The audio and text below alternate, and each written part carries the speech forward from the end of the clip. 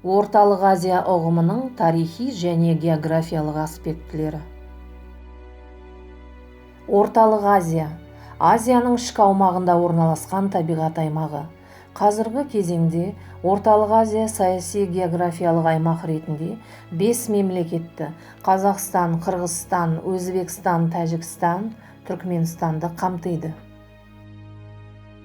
Орта Азия, Түркістан және дала өлкесі.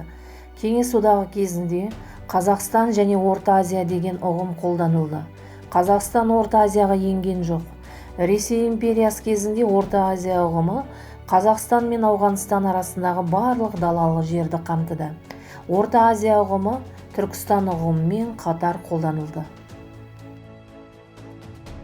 Ресей империясының Орта Азиядағы иеліктері Түркістан өлкесі деп аталды.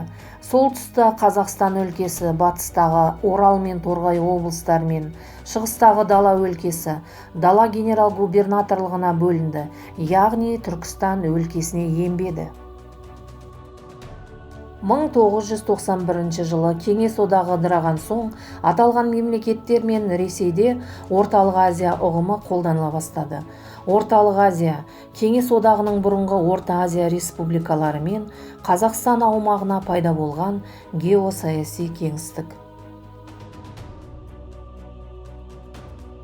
Геоаймақ ресми түрде 1993 жылы 4 қаңтарда Қазақстан, Қырғызстан, Өзбекстан, Тәжікстан және Түркменстан республикалары президенттерінің Ташкент қаласында өткен саяси, экономикалық ынтымақтастықты нығайту мәселелері жөніндегі бас қосуында бекітілді.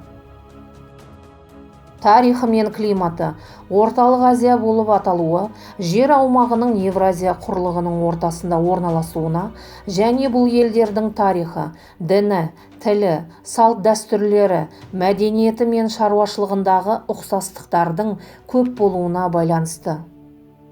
Аймақтың солтүстігінде далалық өсімдіктер селеу, жусан, ши, тау жоталарының солтүстік беткейлерінде таулы тайгалық орман кездеседі. Биік бөлігінде субальпі және альпі шалғын өседі.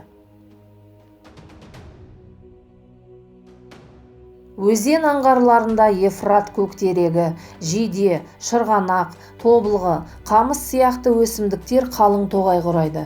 Жануарлар дүниесінен тұяқты жануарлар, кемірушілер мен құстар өте көп.